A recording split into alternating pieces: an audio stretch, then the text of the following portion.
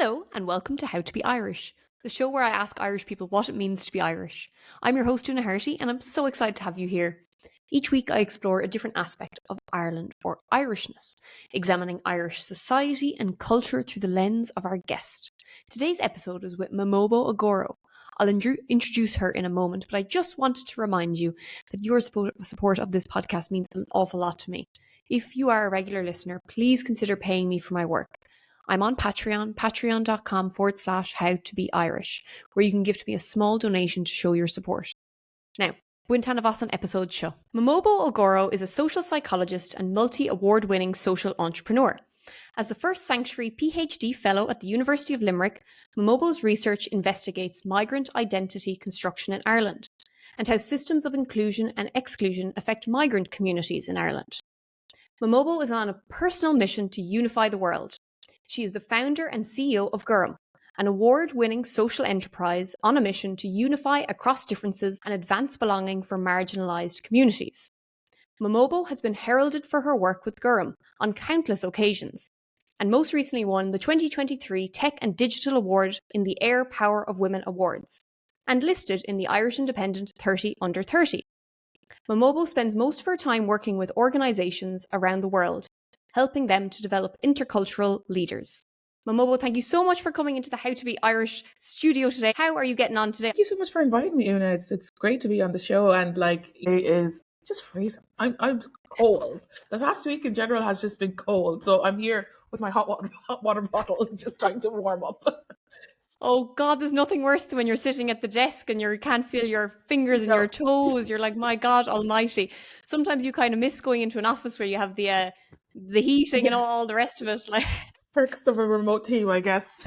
Oh, that's it. I know. I totally understand. So I'm very curious about your PhD. You're in UL doing your PhD. Could you talk more about, first of all, you started off with social psychology. You studied social psychology. Could you explain a little bit about what that is and where your interest came in that?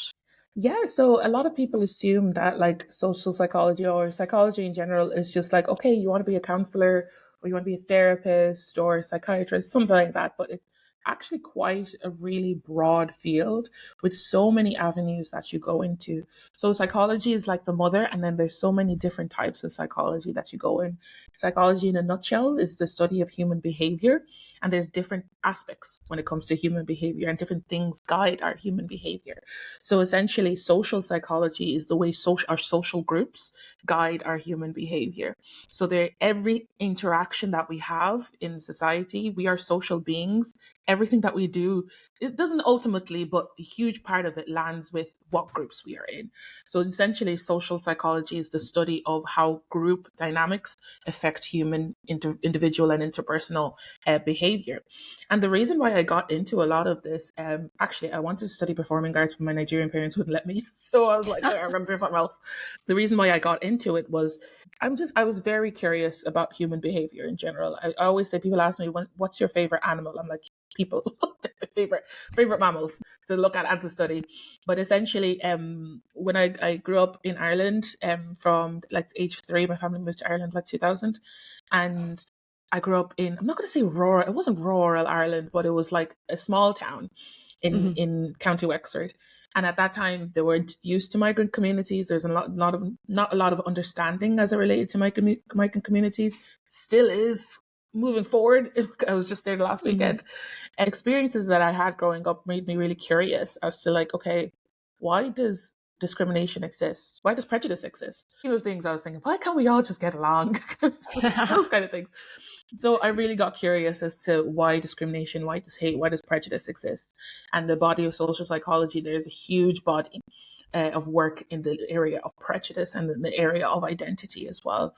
So I got really curious into that. I did my undergrad in psychology and criminal justice. And then what I fell in love with was the social psychology class. So really engaged, really loved it. Then I did my master's, and then eventually I was offered a PhD program in the Sanctuary PhD Fellowship. And I'm 6 years into that now. I do not recommend at all so it's probably 11 years in university in total. But yeah, the PhD program has been probably one of the most difficult things I've ever done in my life. but it's really given me like a really deep knowledge and a really deep understanding into the work that I apply now in my everyday. So tell me more about the work that you do in your everyday and how you leverage your PhD to inform that. Essentially, the work of my PhD and my own personal experience, like I said earlier, got me into this world that I'm doing now in terms of my social enterprise, Gorm. And my PhD kind of looks at around how systems of inclusion and exclusion affect identity and belonging in Ireland. So there's a lot of work, belonging as related to migrant communities. So there's a lot of work when it comes to migrant integration and migrant inclusion in Ireland. But the research really tends to focus on the initial migration period, new migrants to the country. Of course, it's necessary. We need to understand the experiences and areas of social inclusion for new migrants to the country. But there's a huge body of work lacking when it comes to the generations after. Their work right now tends to focus on the fundamental needs of migrants. So if you're aware of how Maslow's hierarchy of needs, if you get what I mean, there's the bottom is like the fundamental needs like housing, education, healthcare. There's lots of research there in Ireland when it comes to migrant communities. But at the top of Maslow's hierarchy of need is where you have this area of self-actualization, belonging, being in your identity, knowing who you are, knowing where you do belong. And my master's research actually looked at it in first and second generation people of African descent. And I found out that when it comes to this area of belonging, first generation migrants, who are those who came into the country as, like, let's say, adults or teenagers, they didn't really have formulate themselves. They found their area of belonging in that those physical needs. So I know I belong in Ireland because I have an Irish passport. I know I belong in Ireland because I have a full-time permanent job. I know I belong in Ireland because of this. Whereas when it came to second generation, and these are those who were born or came into Ireland before they reached, let's say, teenagehood and adulthood, their ideas of, because they had all those physical needs, their ideas of belonging was much more different. So that's what my PhD wanted to look at. Okay, what is identity and what is belonging through different generations of migrant communities. And what I found out was that there's different levels that influence identity construction and belonging, and there's different levels that people see themselves as identity and belonging. So the institution that I looked at in my PhD was the media, in terms of how does the media actually influence belonging in Ireland when it comes to these to migrant communities. And I did a linguistic based study called corpus linguistics analysis, is where you get like loads of articles and you comb through all the articles to find the themes. And what I found was that when it comes to this day, when it comes to literally understanding Irishness, let's say, and who belongs to Ireland, it's still very, I'm using a very technical word, homogenous. That's the word that's in my head. But that basically means it's still very one way. There's a linear approach to what we still, on a wider mainstream media level, what we still deem as Irish. And then when you actually talk to the second generation migrants, those who were born in Ireland, some of those who are even third generation migrants, that they may have heritage of their grandmother or great grandparents were of African descent or Asian descent, they don't see themselves at all in that sort of linear way of seeing Irishness. So my research, kind of in the nutshell, was kind of saying, okay, we really need to question what we deem as Irishness in modern day Ireland, where you have roughly 1 in 7, 1 in 8 people coming from an ethnically diverse background or not identifying as white Irish. We need to really re-understand it, not change it, but re-understand it as what it is, so as what it is today in modern society. So I look at, in my research, I look at, let's say, how media represents it, how things influence it. So I look at how social movements influence identity and belonging. So I looked at Black Lives Matter movement, and I found that social movements are a great way for a moment in time, but it does not move identity forward, if you get what I mean. What moves identity forward is those individual interactions and those group-based dynamics that drive people's values and drive people's sentiments of being in a specific place or region. Roughly, this was around 2020, summer 2020. You guys all remember we were all at home. And so this was a time when I was coming with all these findings and coming with all this knowledge. And I was like, oh, hey, there's a lot of it is down to the narratives we tell ourselves, the stories we tell ourselves, the media that we see, boom, boom, boom, boom, boom. And I was still bored and I was procrastinating on my own research as well. So I was like, I'm going to create a project. I'm going to do something that we can hear the stories of people of of not just migrant backgrounds, but just different diverse backgrounds and different communities. And we're just going to have chats. We're not going to debate around big social issues. We're just going to have chats on belonging and identity. So I put a call out on my Instagram. I was like, guys, I'm thinking of doing this thing.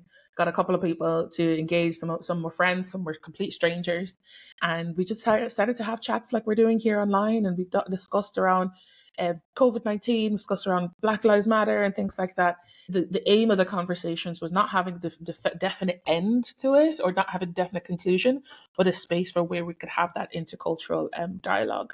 And one of the outcomes of my research was like, in order to create that space of belonging on a interpersonal level, group-based level, and ultimately a more wider institutional media level, what's really needed is this idea, what we call intercultural competence and communication. This idea that we can have dialogue between communities and understanding and empathy between communities, so people can understand each other's experiences. So that's what I was trying to do with these sort of group-based conversations online. And it eventually just spiraled and spiraled and spiraled into doing media projects, into doing campaigns. I got on a couple of accelerators, and one specifically I got on was the Social Entrepreneurs Ireland Ideas Academy, where I first learned, okay, what a social enterprise was, or what a social entrepreneur was. So it's basically a person that sees a problem, a social issue or environmental issue, and wants to help fix that problem. So I didn't realize I was doing all of that, but I learned there that, oh, this is actually what you're doing, and you can actually make a living from it. Let's go. Perfect. Let's go. So I spent the 2 years. Worked out 2 years as sort of like an online community, a building community, doing media projects, doing little workshops and things like that for organizations. And in 2022, we established ourselves as an organization, as a social enterprise. And now we're an award-winning social enterprise on a mission to unify across differences and advance belonging for marginalized communities through intercultural media and education. So you initially moved to Wexford and you were 3 years old, was it? How was that for you? Or do you even remember? Could you I talk a little bit do. more about that experience? I remember I was like in junior infants. And at the time, obviously when you're a child, you have no self-awareness. You think everybody's like you, everything, like you just think of yourself as everything. I remember one of the other students, we were playing and she had to play with me because the teacher kind of just put us together. So she had to play with me. And then she asked me, she's like, why does your skin look like poo? And I was like, Oh my what? God. Started to cry. Teachers at the time didn't know how to handle Yeah. any situations. So she told my mom anyway, which is good. And then I went home, and then my mom, she just kind of had to explain to me, like, you're black. I was like, oh, all right. So it was probably like 4 years old, and I got the first explanation that I was migrant, I was black. This is not your country, let's say. We are new to this country, and that was probably one of the first experiences where I was like, oh, okay, you are different. You're not like everybody else. And then there was just different situations growing up in school, and I grew up in a working class environment as well, like council housing as well. So that would constantly remind us that, okay, there is, and where I lived was very rough as well growing up. So there is sort of discrimination that exists in this environment. So I'm very grateful for those experiences because it really guides a lot of the work that I'm doing today. And I don't think I would have a lot of the character traits that I have right now without those experiences growing up. You're taking your experience and as you said, you're funneling it into social entrepreneurship. So in your research, you were talking about how, I found this really interesting actually. You said that it needs to be targeted, that you almost need to talk to each person one-on-one and how they themselves can contribute towards more cultural inclusiveness. In terms of one of our guiding principles in Gorm, and I do a deep delve in terms of the concept of belonging, right? Belonging is a huge area in psychology, first and foremost. And a lot of the work that Gorm does is rooted in belonging principles. And there's an organization actually in the US that their whole research is around belonging. It's called the Othering Belonging Institute. And one of the factors, and they have belonging design principles, one of the factors of belonging that's hugely necessary for people to feel like they belong is a sense of agency. Is a sense of, I can create my own story, I can create my own narrative, and I can help to create a space where not just me, but people like me can feel like they belong. So yes, on a one-to-one level, it's important for individuals to have that one-to-one conversations, to have those connections, and connection is another principle in terms of belonging as well. But focusing on agencies, having that individual or that focused community to feel like they are agents in creating the body, in the institution, the organization, whatever. So that it's important for them to be rooted in that sort of process as well. Have you seen much of a change in how Ireland views belonging since you started this work? Oh, gonna be frank with you, no. Yes, in the sense of the communities that we have touched and cultivated that space for belonging. We recently had our first gathering called the Gorm Gathering. Then no, on the sense that we are seeing it on our, this is something that even us psychologists in the area of prejudice, we were warning people about for years, but we're seeing it on the streets now in terms of the deep polarizations, the deep divisions, this idea of just blatant racism and xenophobia when it comes to migrant communities, and now we're seeing it as it relates to transphobia and homophobia for LGBTQ plus communities as well. So it's something that we have been anticipating, let's say in the academic world or in literature, but it's happening in real life.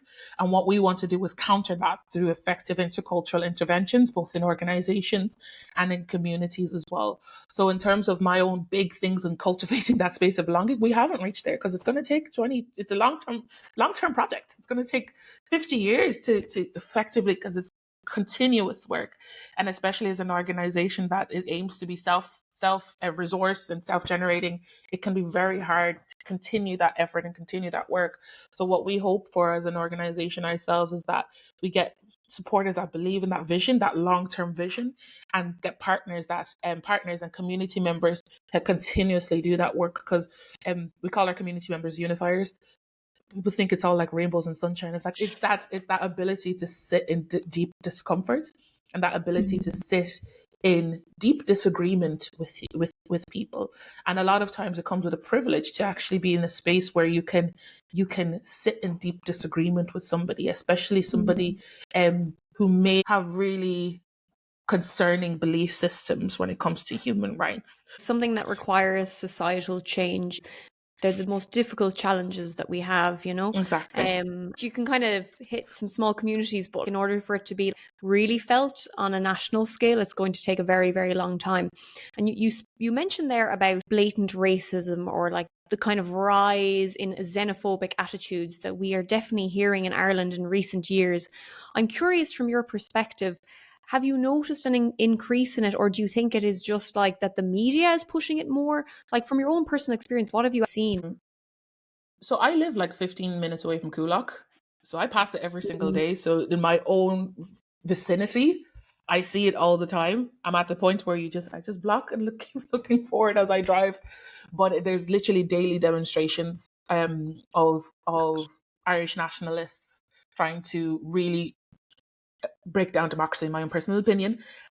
But essentially, I've seen the rise of, particularly when it comes to hatred online, that has steadily grown on platforms such as X and Twitter, which I don't really engage with myself these days, because I'm just like I Mhm. don't want, I'm not putting myself in that space, and also on platforms such as TikTok as well. So I believe it's a steadily growth in terms of not necessarily that those voices, more people joining those voices, but it's just the voice getting louder and louder and louder. And when a voice gets louder, when a story gets painted more widely, it tends to bring in more people that may be on the fence, or more people that may be concerned about normal issues like immigration, concerned about issues such as their children's education. So that's one of my biggest fear, that that group is always going to exist in terms of the really extremist people on both sides of other political spectrum. What my fear is that it's going to draw in the people that have genuine human concerns that each and every one of us has as well. So what we tend to hope is that through a space of open dialogue, through a space of empathy, through a space where we can increase our intercultural competence and open communication, we can start to break down those barriers of fear, start to break down those barriers of distrust, and try to create healthy pathways for both vulnerable communities, but also local, national communities as well. So it's very necessary to have that dialogue. And what I see right now is that it's not necessarily dialogue. A lot of it is debate and argument, which is not going to foster any unity at all. You said that you believe Ireland is a diverse place, but it's not a unified place. And that's what you're trying to get to. There's these difficult conversations that need to be had, and they're really difficult. Like, you have to sit in that discomfort. What advice would you give to somebody who finds that they kind of come up against this a lot, and maybe they do actually need to sit in those conversations? How should they approach that? I would say when it comes to handling, let's say, difficult conversations where your actual belief systems are being challenged, regardless of if your belief systems are more on the liberal side or conservative side, when those systems are challenged, it can feel like it's an attack on you as an individual. You have to remember that this person is trying to challenge the belief, not you, first and foremost. Secondly, I would say when you want to have that conversation, don't do it when you're emotional. You're just going to say things that you will regret. Up into that family dinner table, or people disagree and emotions get risen and people start throwing F-bombs and you're just like, oh my God, how is this happening? When you're in a space of heightened emotion, we call it, I was recently in a thing in Berlin with the Othering Belonging Institute with leaders, and their director, John Powell, he calls it the lizard brain. This is the fundamental, the oldest part of the human brain that is just fight or flight. So when you're in that heightened emotion brain, your logic just goes away and you're in that lizard brain mode of, I need to fight, I need to run away, I need to defend myself. That's not going to handle productive intercultural communication or productive dialogue between communities. You need to be in a space where you can be a bit cool, you can be more logical, and you can be more passive. And then the last thing I would say is, I know your beliefs, and especially if they're religious beliefs, if they're faith-based beliefs, I know you believe that those beliefs are the truth, and in fact they are your truth, which is a beautiful thing to have. But when engaging with dialogue, especially with different belief systems and different cultural understanding, it's important to understand that those people, your assumption is not their assumption, and your belief is not their belief. So when you're asking questions and when you're engaging with that different belief system, it's important to ask questions that allow you to understand rather than debate, if you get what I mean. Like, for example, saying, rather than saying, but in my it says that this and this and this, so you're wrong. That's not a healthy way to create that dialogue space. You would say something like, okay, so just so I understand, this and this and this and this and this. So it doesn't mean that you're changing your belief systems. It doesn't mean that you're changing anything. It's just providing a space for understanding and providing a space for dialogue. When you enter these conversations, you want to enter it with an open mind, open heart, and be curious, and in a space where you're not necessarily hearing with knowing what you want to say, but you're actually listening and then trying to really understand. And that would be a space where you can bridge, or what we like to say, unify across your differences. Do you believe that Ireland is good at that, or do you think we have an issue there? I would say, one, it's on an individual basis. People have their own ways that they were raised. Every different counties are different, different ways of communicating and understanding. People forget that Ireland itself is super diverse in the country as well. Think of different accents, different communities, super diverse. So I would say, first and foremost, it depends on the individual, but the individual, of course, is shaped by their cultural, the way they grew up, their local town, their local village, whatever. And then it's also situation based as well. What one of the guiding factors when it comes to having these conversations or avoiding these conversations, which I feel is really prevalent in Ireland specifically, is fear. So I would say fear of rocking the boat. We have a very, it'll be grand culture. Like, oh, it's fine. Everything's fine. Do you know that meme of that dog in the house and everything's on fire? Yes. That's how I feel sometimes that culture is. Everything's fine. It's grand. But oftentimes the house is on fire. We need to have that dialogue in that space. I did a report in our organization a couple of years back, 2022, on intercultural competence in the public sector. And one of the main issues in terms of engaging, particularly with migrant communities, for public servants, was fear of doing it wrong, fear of saying the wrong thing, fear of not being empathetic enough, So they just avoid the conversation as a whole. But that's actually worse than actually having the conversation first and foremost. Most people, if not all, are forgiving when you make little cultural mistakes. Because, when I'm in your culture and I'm going to make a mistake, I hope you forgive me too. So most people are forgiving. But if you are not ready to put yourself in that uncomfortable situation and avoid it, it's ultimately going to be perceived as something negative, because when you don't have contact, that's what happens when you live in a multicultural rather than intercultural society, where there's different diversity there and there's little contact. There's more likelihood of stereotyping and more prejudice, because you're perceiving in your head, you're creating assumptions of, okay, what are these guys, they're thinking of me, this or that, and most times than not, it's mostly negative. So that contact, that dialogue, especially between institutions and communities, super important. So, in order to get from multicultural to intercultural and to overcome that fear, would you say education is the bridge that will cross that barrier? Mainly education. So, particularly when it comes to different countries, nationalities, that's global citizenship education is hugely necessary. And we kind of, our organization leans on the framework of intercultural education. So intercultural competence, intercultural communication, bridging exercises, and handling those difficult, and conflict management as well, handling those difficult situations as well. I say every interaction that we have is an intercultural one, because everybody comes from a different cultural background, different cultural understandings. The way you're raised, even though we're twins, we have different experiences of this world. But the thing is, when we have an intercultural interaction, the bridge that we have to cross is either really short if it's your twin, but really long if it's somebody from a total and different side of the world.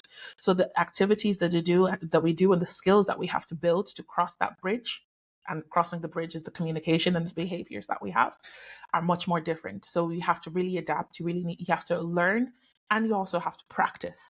And when it comes to building your intercultural competence in order to unify across differences.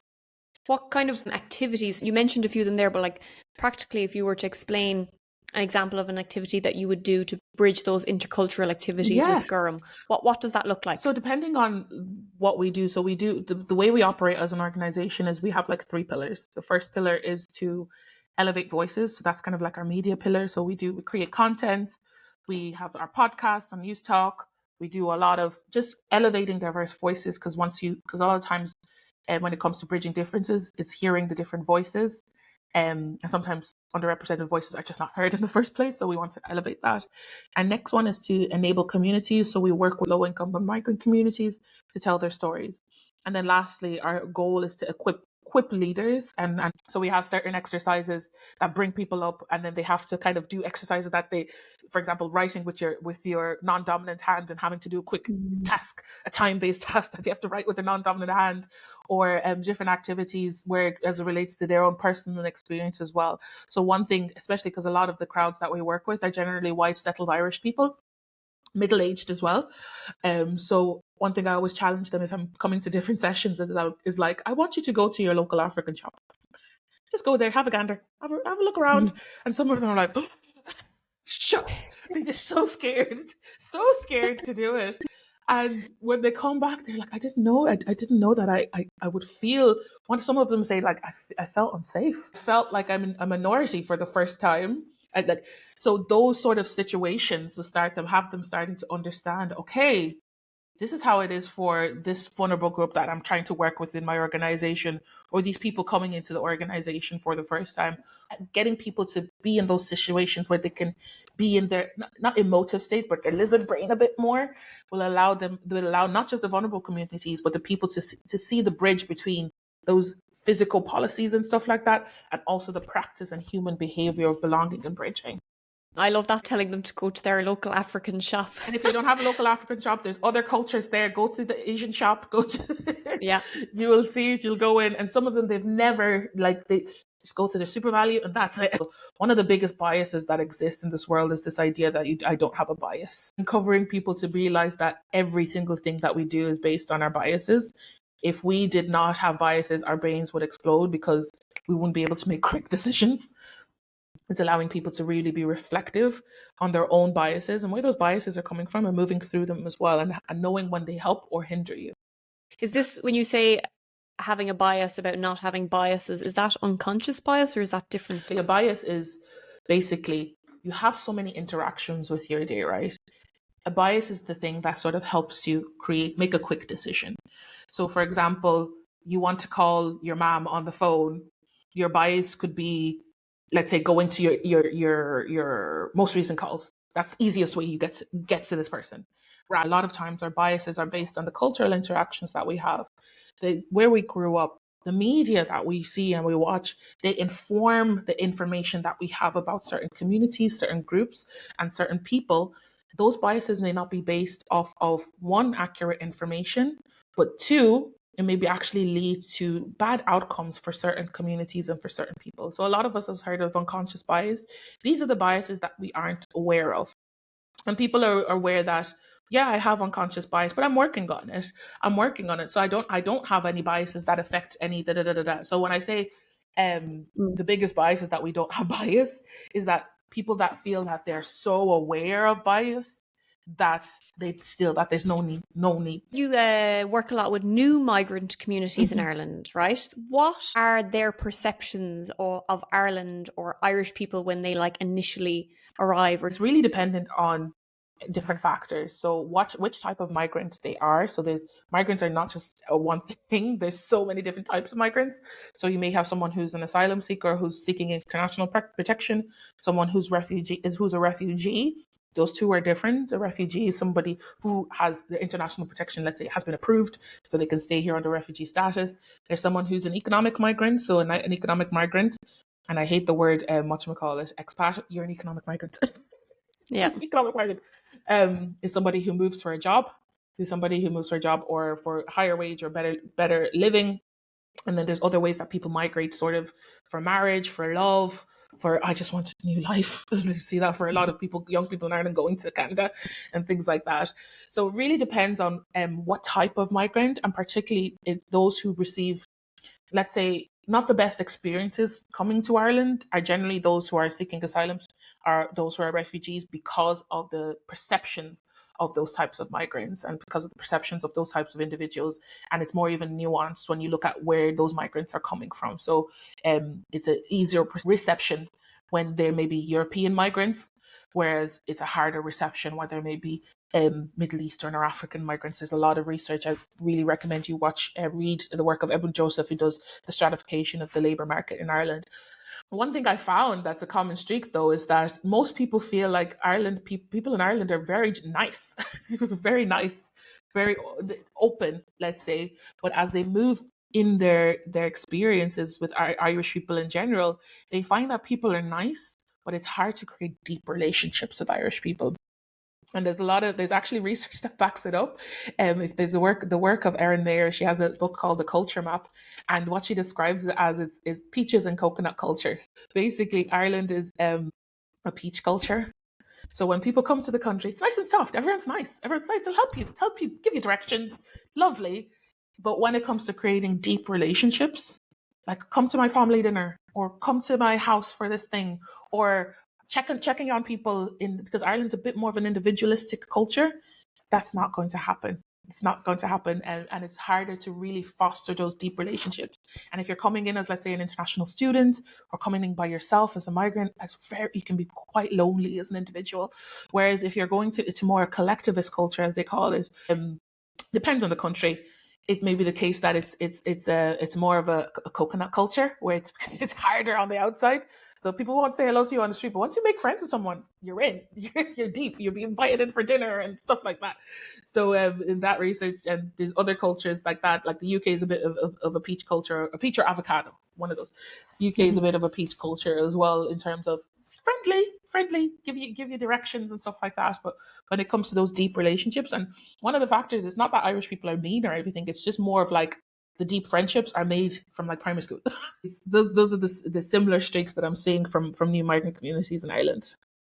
that's fascinating because everyone always says, "Oh, Irish people are so friendly. We, Cade Míle Fáilte and all that kind of stuff associated with us." And I definitely think it's some kind of stoned fruit where you hit that stone after a while, and it's a shame, really, isn't it? Because we were perhaps maybe once known for maybe welcoming people in for a dinner. I think even when I was a child, that was more of a thing. I think it's less of a thing now. I don't know what happened. Like maybe an Americanization, as you said, their individualistic society.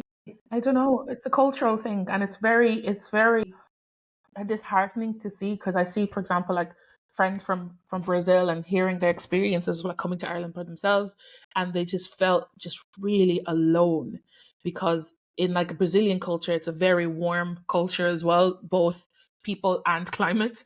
So like you meet someone, you come for dinner, come meet my sister on the second day, and you're like, oh God, okay. Whereas in Ireland, it's like it's not that way. You have to know someone for 2 years before you go to their house, kind of thing. So it's a different sort of dynamic. And when you're a new migrant, especially coming from a more collectivist, a more community based culture, it can be quite difficult adjusting. I've definitely experienced that myself, and I've been in countries that probably would be viewed as more collectivist societies. They invite you to their wedding, their second cousin's wedding, they're over for dinner, like let me tell you all about my political beliefs, like just off the bat, like that. Like they're very, very open, but you might initially believe them to be not open. I think the coconut hits the nail on the head there. Your organization is Gorm. Mhm. Can you tell me why you chose that name? I was starting this project, and all my cousins. So I'm very, very lucky. A shout out to my mom, because she was the first one that came here. But my aunts from my mom's side, they all moved to Ireland as well. So I have all my cousins, and it's weird, because I talked to all other migrants, people that grew up in Ireland. And like in my early 20s, I found out that like it's not normal to just have all your cousins around. They're like, oh no, it's just me and my brother and my mom and my dad. I'm like, what? You don't have like 30 people in your house? But I sidetrack. I digress. Essentially, all my cousins. So my mom moved to Ireland first, and she just put us in any school. Just yeah, go get education. But my aunts, when they moved in, they were like, we want our kids to integrate. We want them to be Irish. So they all went to to Gael schools, man schools. They're all completely fluent in Irish. So and they speak amongst themselves in Irish. And eventually, my cousin told me, she was like, "Did you know that Dina Germ, it means a black person or a person of color?" And I was like, that's very interesting. I didn't know that. I thought Gorm was blue with the little Irish I knew. And then when I was deciding for a name for this project, because people that we were talking to were a lot of black people and a lot of migrants, I was like, oh, Gorm would be a nice name for it, because it was something new. All the organization that are migrant related, there's the word immigrant, migrant, da, da, da, da. I just wanted it to be something completely different, and it really worked out. So people think it's just blue, as in like breath of fresh air, blah blah blah. I'm like, no, no, it's only Irish speakers that get it, and they come to me like, I go to events, they're like, did you name it because of this? And I was like, yeah. Brilliant. I kind of knew that's what your answer was going to be, but I was curious to see how you ended up getting there. You present Unified on News I Talk. You've been do, doing that in the last few months, I think, since the summer, right? I do. How has that been for you, and how do you find being a black person in the Irish media landscape? Yeah, no, it's brilliant. So the show came about because we were doing a lot of media projects, and I got a message from one of the News Talk producers, because they're doing a new show on diverse voices in Ireland, and I was like, talk to this person, do, do, do, do, do, do. And then she was like, okay, she left, came back, and she was like, do you want to be a presenter? And I was like, oh, I have never done that in my life. And I didn't. I was initially going to say no to it, but one of my advisors, JD, he was like, when are you ever going to get this opportunity? And I was like, Mm. yeah, that makes sense. It is a really great experience in terms of engaging with different voices. And I act as the presenter. Gorm acts as a co-producer, and then we have a producer. Her name is Maurice, who helps cultivate the stories, bring the guests on, and things like that. And I've learned so much around just different and diverse voices all over Ireland. So for those who don't know, I present a show on News Talk FM, called Unified, Wednesdays on podcast, Sundays at 8 p.m. on News Talk.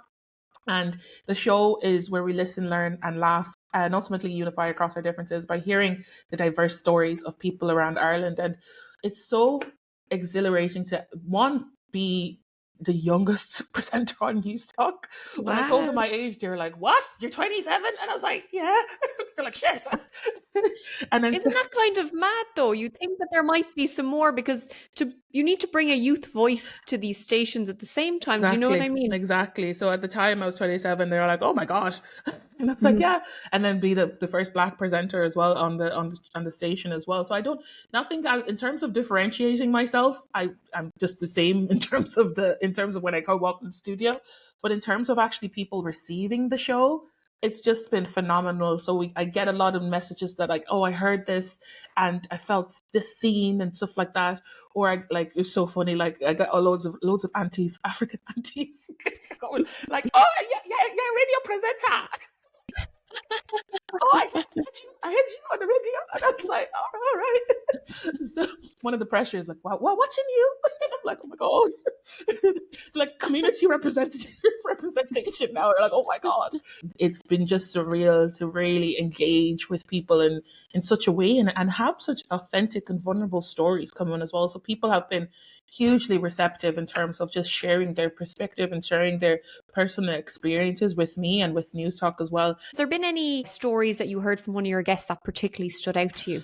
Yeah, so I think maybe one of the biggest, there's two actually. So we focus on like intersectional and diverse stories, and stories that hasn't really been heard, and it's actually quite relevant now as of the recording of this with the election coming up. I saw this video, Simon Harris on the carers and what the government do for carers. So recently we had two carers actually come on, and I didn't know. I knew that there was work needing to be done with carers, but we brought two women. One, she was caring for her young daughter full time, and then another person, she was caring for her two adult sons full time as well. And just the resilience that these women had to have, the sort of grief that they have to go through. One of the speakers, the one that was caring for her young daughter, she was like a full corporate girly. She's doing work, and her life just completely 180 because now she had to be a full-time carer. So her loss of identity as well and adopting this new identity was there as well. And then they even spoke about their experiences of sometimes even anger towards the children that they have to care for as well because of the life that they have lost. So it was just a really heartening conversation as to the experiences and lives of carers and the amount of emotion that goes into the work, physical and emotion that goes into the work that they do, and also hearing about the community engagement that they have within themselves to really foster that space of belonging within themselves, because that's hugely essential for vulnerable or people in those types of situations. Hugely essential for them to find that space together, that people that really understand and empathize with them, but then also the lack of provisions for people who are full-time carers to live a decent life or to even have a break once in a while, because it takes a toll on your physical and mental well-being. So it's just a really call for me, it really opened my eyes in terms of, wow, first and foremost, that I'm living in such a privileged position. And then secondly, the amount of support that these individuals, not only the people that need to be cared for, but the individuals that are caring for these individuals, it's hugely needed. I'm glad to see that media piece of the carer and the exchange with Simon Harris and Ken Turk has gained such media attention, because they really are forgotten. They are so underpaid. The amount of work that they do, Literally, and as you said, more than a full-time job. More than a full-time job, the emotional energy, they give the whole identity over. And I think that exchange kind of summed it up in a way that like everyone understood it, everyone got it. So I'm really glad to see that. And this podcast will go out in a few weeks' time, but like the Fine Gael support in the Irish Times polls dropped 6 points, I think, purely because of that exchange. Irish society, I think, holds them to some importance, perhaps not enough, but the political establishment certainly does not hold them to a high enough level. So I'm going to ask you the final question, Mamobo, that I ask all guests. What does it mean to you to be Irish? Different. That's a loaded question. Do you want a short answer and long answer? Oh, a long answer, please. For me, when I do my work or when I'm very loud online and social media, and I get a lot of comments and a lot of backlash being like, you're not Irish, sure, look at you, they're trying to import Africans, I'm like, yes, I am African, and I'm also Irish. But for me, I understand that my ethnicity is Nigerian. That's never going to go away, but I was cultured, I was reared in Ireland, and that is hugely important to who I am and how I see the world. So essentially for me, honing into my Irishness in terms of my cultural upbringing and my cultural surrounding is hugely a part of who I am and how I see the world. So Irishness for me is something that is not, let's say, linear. It's not linked to, let's say, GAA, football, film, music, dance. Those are like the top of the iceberg. And those are hugely important for most, not if not all, in Irish society and Irish culture. But for me, Irishness lies in what's underneath the iceberg. It lies in my values when it comes to one of the, like, Irish mammies and Nigerian mammies, they're the exact same person. I know when you mentioned that story earlier, I was like, it sounds exactly like an Irish mammy. It's, again, like beneath the iceberg in terms of the values that I hold as an individual, in terms of this idea, my own belief systems. Like the majority of Irish people, I believe, majority of Irish people believe that everyone is deserving of human rights and respect and human dignity. That's what's on something that makes me Irish.